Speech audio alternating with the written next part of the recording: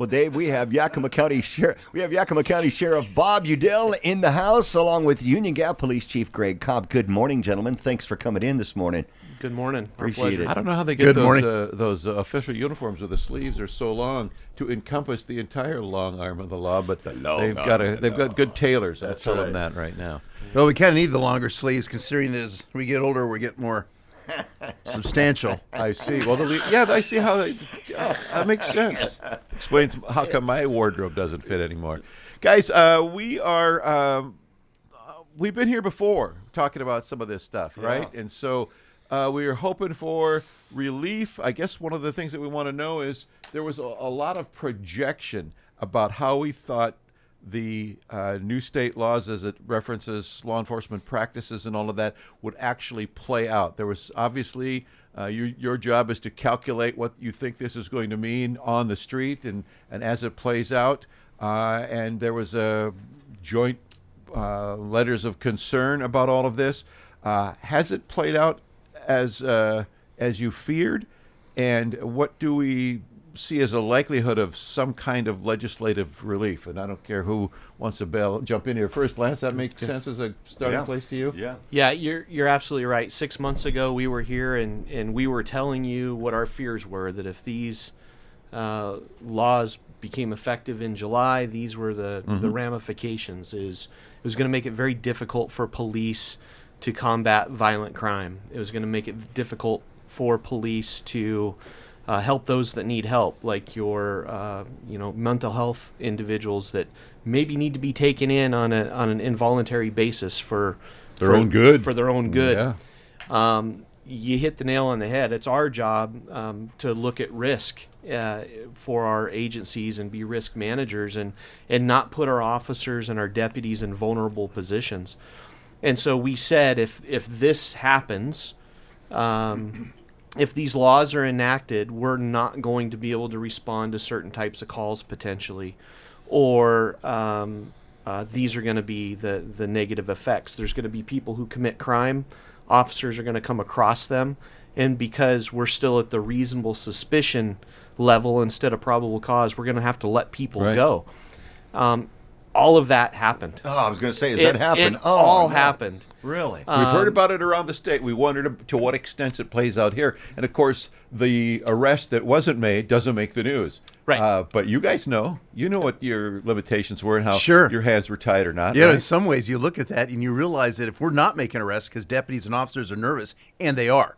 I'm sure Greg's probably got a guy or two, I do, that are waiting to see what happens with these new laws. And if some of this stuff doesn't get fixed, they think, hey, we're going to go sell mattresses. Yeah. Something that's safe. Right, absolutely. But if we're not making arrests, we're not doing things like that, it makes it almost look like we're a better community. Less arrests means less crime for stats, but is that the reality? Right. Wow. Not at all. Exactly. Because the officers are backing away saying, I don't want to be that next YouTube guy or that guy that's in the news. I'll just step back. Yeah.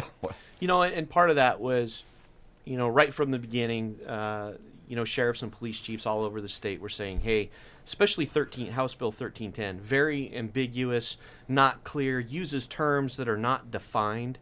You throw out the term, you can only use physical force when yada, yada, yada, but physical force was never defined anywhere in the RCW. So, then we're left guessing, what is physical force? What is the intent here? And then you had some of the liberal legislators on the west side when we got the message out that there's a lot of problems here. And their response was, oh, you're just angry that we're holding you accountable. Right. And jerking your chain a little bit for the first time. And so this, you're not liking the reaction. You're going to take your toys and go home if you don't agree. And then what was funny is the Attorney General actually came out with an opinion a couple weeks ago. And guess what the opinion said? It said these laws are ambiguous, they're confusing, they cause problems. Basically, everything that the sheriffs and police chiefs said, the Attorney General upheld them. Said, this is my opinion too, and begs the legislature to fix these problems. Now, there's some good news. There are some fixes. One of them, I think, is House Bill 1719. it gives us some of our less lethal tools back, because the big debacle over 50 caliber weapons and all that kind of stuff that was in House Bill 1054. So 1719, I think that's the right number. Gives us clears that up, and it allows us to use certain less lethal tools that we haven't been able to use for 6 months. And let's give you an example. I can't remember the specifics, but there was a case, I think out of Seattle, where somebody got shot to death because they didn't have the authorization for lesser tools in that confronted moment. Right. And because they couldn't beanbag somebody to knock them down, Right. they wound up having to put them down. And had that not been the case, we might still have a person alive and in help, treatment, whatever. Those are the very kinds of things you guys are forced into even more lethal stand in some instances because of the tools that were taken away. Yeah, we sucked all of our shotguns out of our cars and put them in the armory, and that's what we shoot the beanbags out of. Yeah. So that's one less tool to save somebody's life. It was some pretty fuzzy legislation, to say the least. House Bill 1719, you're right. It says concerning use and acquisition of military equipment by law enforcement agencies. It's passed out of the House, and it's in committee, just going into committee in the Senate. It went in there on the 1st of, so it's passed in the House. I don't know if it'll go in the Senate, but concerning use and acquisition of military equipment, your SWAT vehicles, right? Well, yeah, that at first when that bill was written, some of those armored vehicles were definitely in there. They came out over time through negotiations, which was good. But they threw in, the reason why it talks about military equipment is they threw in firearms or ammunition greater than a 50 caliber or greater. Well, we look at shotguns in terms of gauge, right? But what is a 12 gauge? Well, it equates to 73 caliber. So, so it was like, we got to take the shotguns away. Some agencies have 40 millimeter launchers that are a little bit more effective than the beanbag shotguns. Yeah. And clearly 40 millimeter is much bigger than 50 caliber, so those had to be Again, that's taken away. the stupidity of looking at a number on a piece of paper as opposed to its application in the real world. Well, and that's the reason, 1310 and 1054, they may have a legislator's name on it, but they were written by special interest groups in the Puget Sound area.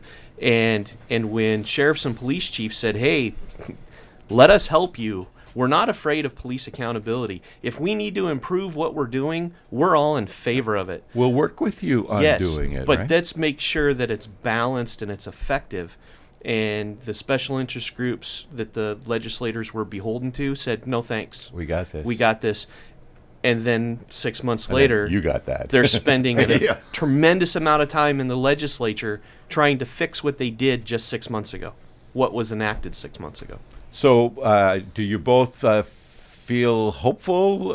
It's a short session and all of that, but you feel hopeful that some kind of relief is going to come out of it? I think so. I think it's going to happen.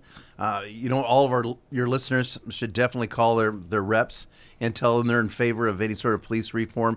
And like Chief Cobb said, this is good reform. It respects, the reform, the accountability for law enforcement, but it retains the tools we need to do the job that everybody expects us to do.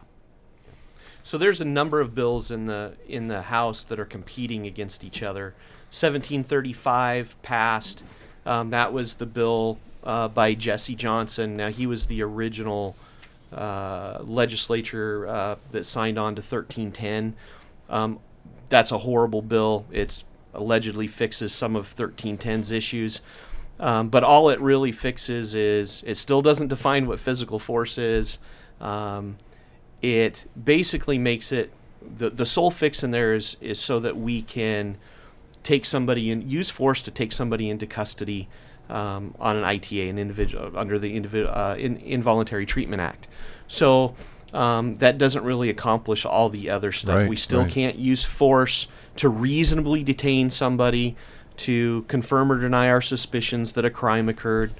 But the big one, the one that is balanced, it has Democrat and Republican support, is Senate Bill 5919.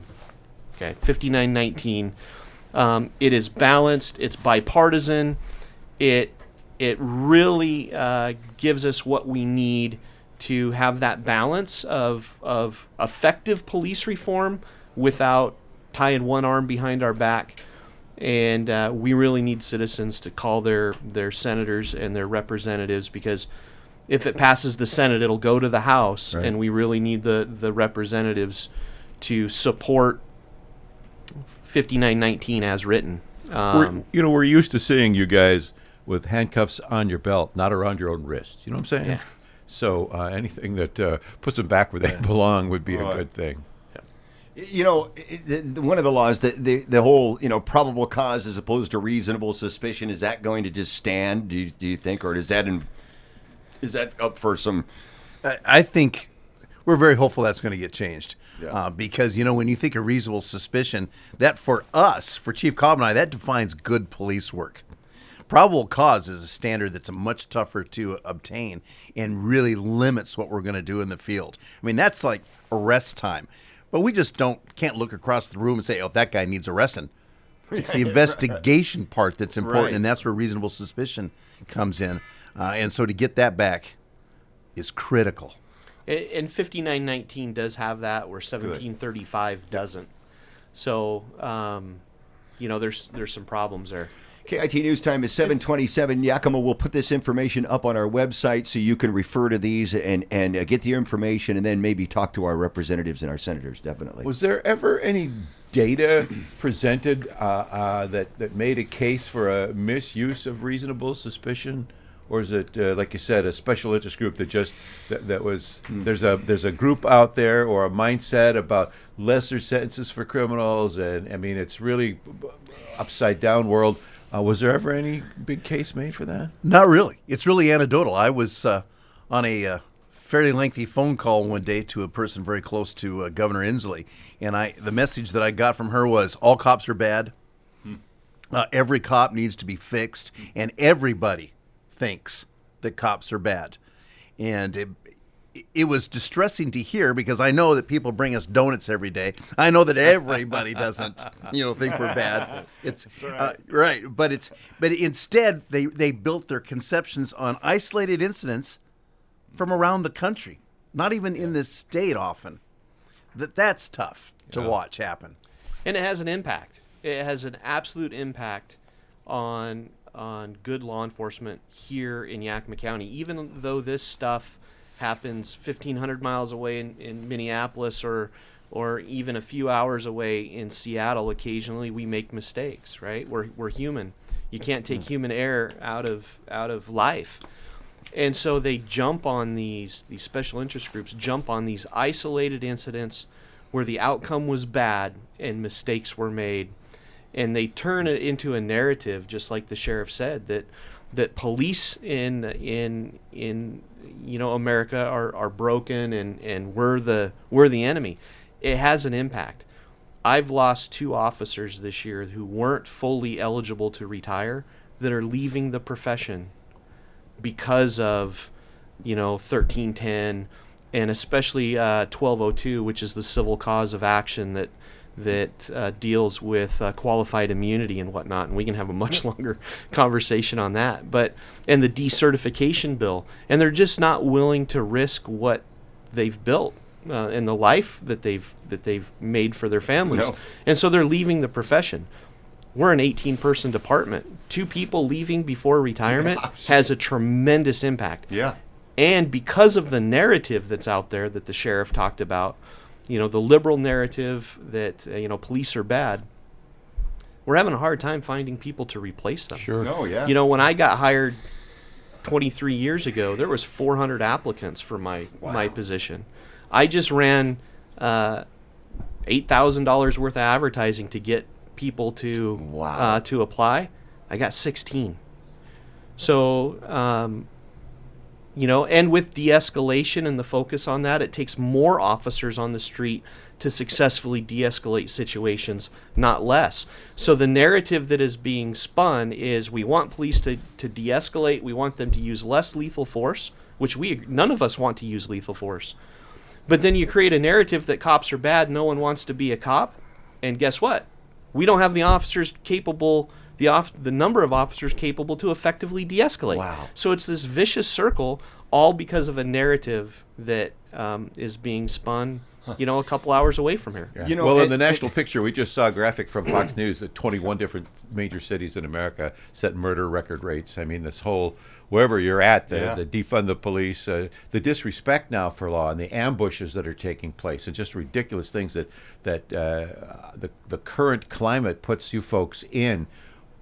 You almost got to wonder, why wouldn't you want to back away from that? The guys that are staying are either whacked or brave. I mean, you know, Or they have a heart and a calling true to do the commitment. job. Absolutely.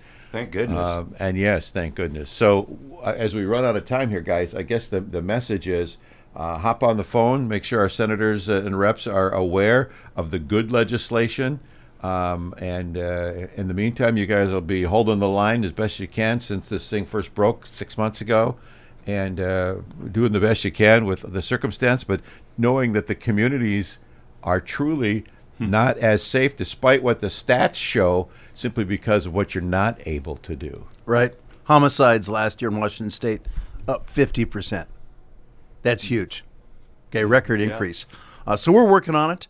The WASPIC, the group that Chief Cobb and I belong to, is working every day.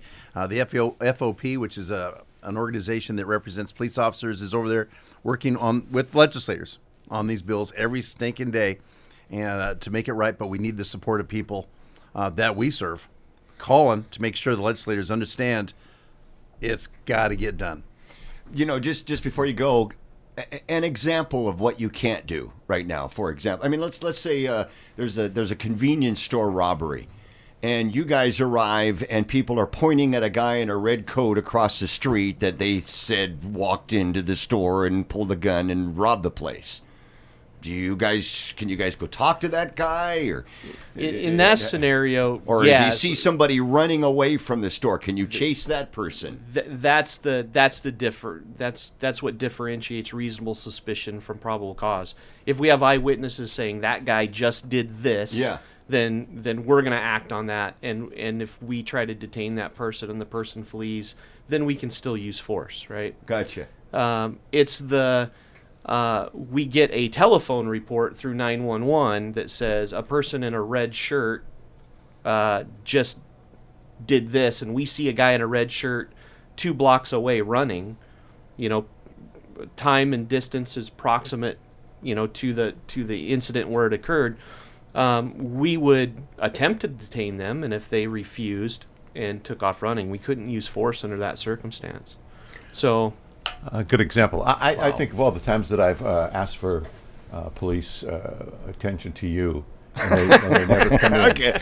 I mean, it's almost a daily That's the signal call. the interview is over. And they never come for you. And so clearly something's wrong somewhere. Yeah, you'd think that Lance is walking reasonable suspicion. That's right. And I see him walking a lot. So, Chief Cobb, Sheriff Udell, thank you guys. Thank you guys. Thanks for keeping this in front of the people that you serve. They need to know, and they need to help you help them. And this is the way that they can, you know, continue that process by getting on the phone, sending letters, whatever it happens to be, and return some reasonable procedural changes so that you guys can do your job and keep us all safe. Definitely. Well said. So thanks.